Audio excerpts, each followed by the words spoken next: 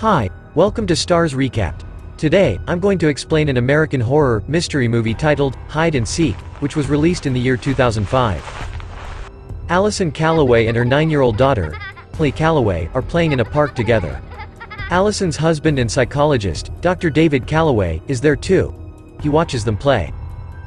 At night, Allison and Emily play a game of hide and seek, after which Allison tucks Emily to bed. Allison seems to be worried about something. David asks her about it, but she dismisses it. Allison then goes to take a bath. However, around 2 in the morning, David wakes up to see Allison still not in bed. He goes to check the bathroom, where he is terrified to see Allison sitting on a bloodied tub. She had committed suicide by cutting her wrist. Emily stands in the doorway as she watches David hugging Allison's body and crying.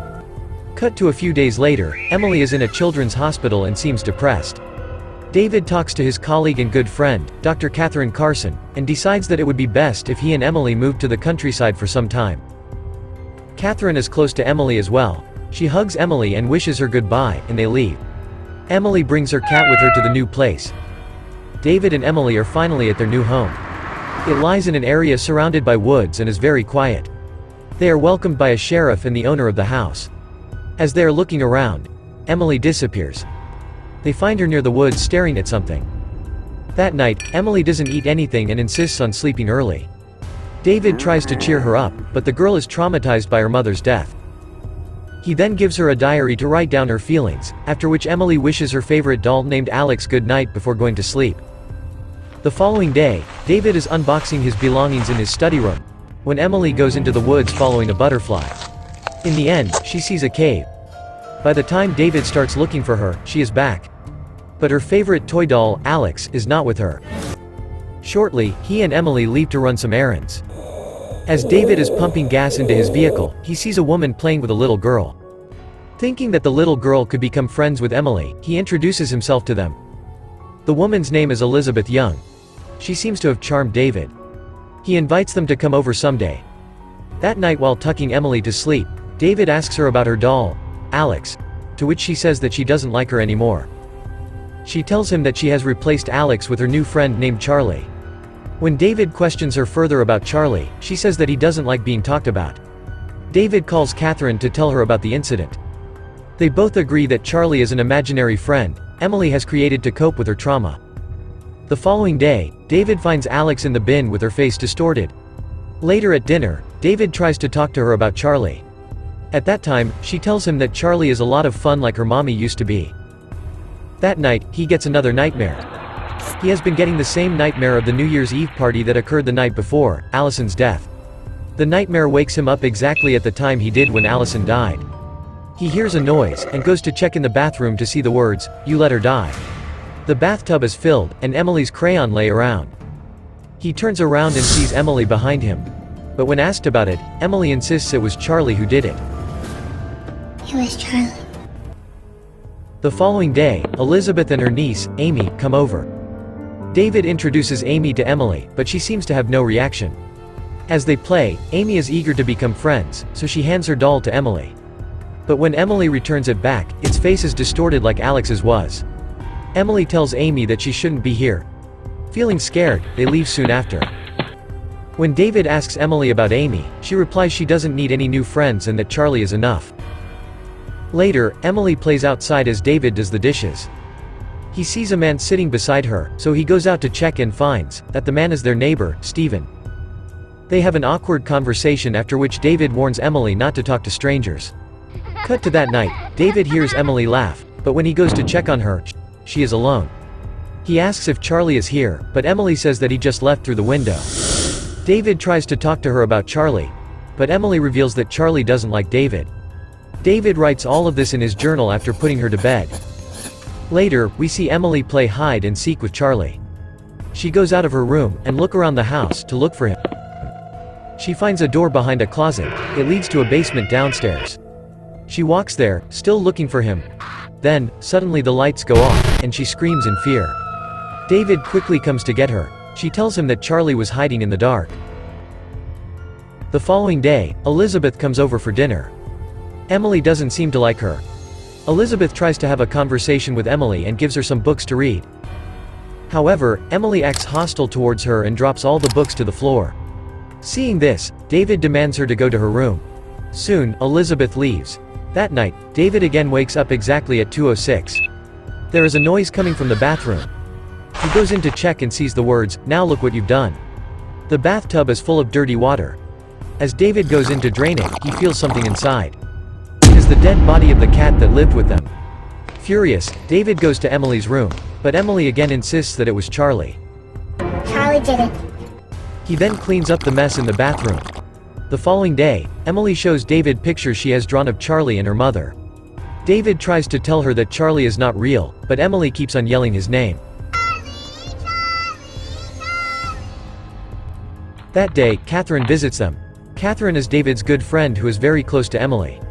Emily is very excited to meet her. She suggests David to bring Emily back to New York.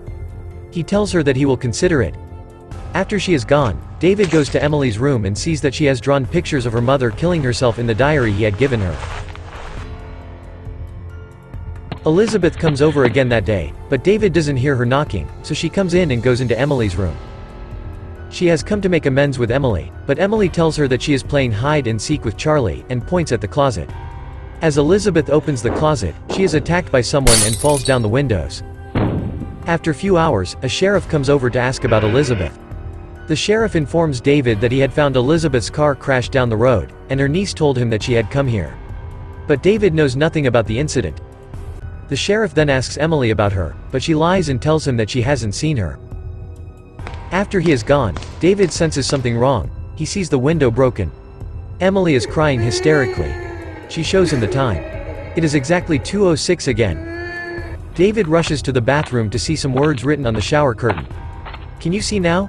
He opens it and is terrified to see a dead Elizabeth lying in the tub. He rushes back to a crying Emily, but she still insists that it was Charlie. She says she cannot tell David anything about him. Then, David locks her in the room and rushes out. Shortly after, we see someone open the door for her. Emily then calls Catherine to tell her she doesn't want to play with Charlie anymore. David, on the other hand, decides to get rid of Elizabeth's body. But when he goes into the bathroom, the body is already gone. Emily says that Charlie just left with it. This has gone too far. David is now furious and is determined to find out who Charlie really is. He runs outside to search for him. Suddenly, his neighbor Stephen appears behind him, and demands to see Emily because he has heard noises from their house. Abbott attacks him assuming that, this whole time he is Charlie. He rushes back to his home and locks the doors. He tells him to stay away from his daughter. Emily hugs him in fear and begs not to make her see Charlie again. David then walks into his study room, where he is surprised to see that none of the boxes have been opened since they moved here. Even the journals are blank. He is in shock because he has been in the study writing his journal several times after the move. Suddenly, everything comes back to him. We see that the person Emily met at the cave that day was David. He realizes that he has dissociative identity disorder, and Charlie is not imaginary at all. Charlie is David himself. Whenever Charlie would emerge, David would be in his study. He also finally recalls the New Year's Eve party the night before his wife's death. He had caught Allison making out with another guest. Charlie was created as a way to express David's rage so that he could murder his wife, something the docile David was too decent to do. Emily knew the entire time about her father's split personality but did not tell him, because she was unsure which personality murdered her mother until Charlie killed Elizabeth. Every time Charlie comes out, David doesn't remember anything. When David comes to realize this, Charlie's personality completely takes over him. He tells Emily that Daddy is gone. Luckily, the neighbor has called the sheriff, who comes to check on David. He finds Emily in her room when the lights go off. The sheriff goes downstairs to check. However, he is killed by Charlie. Charlie senses that Emily doesn't like him anymore. He starts a game of hide and seek and starts to count. Emily rushes to her room. Just then, Catherine arrives. As she moves down the basement, Charlie appears behind her and pushes her down. He locks her there, where she finds the sheriff's dead body. Emily, on the other hand, locks herself inside her room. Charlie breaks the door open, but Emily has already snuck out through the window and is running away to the woods. She hides in the cave.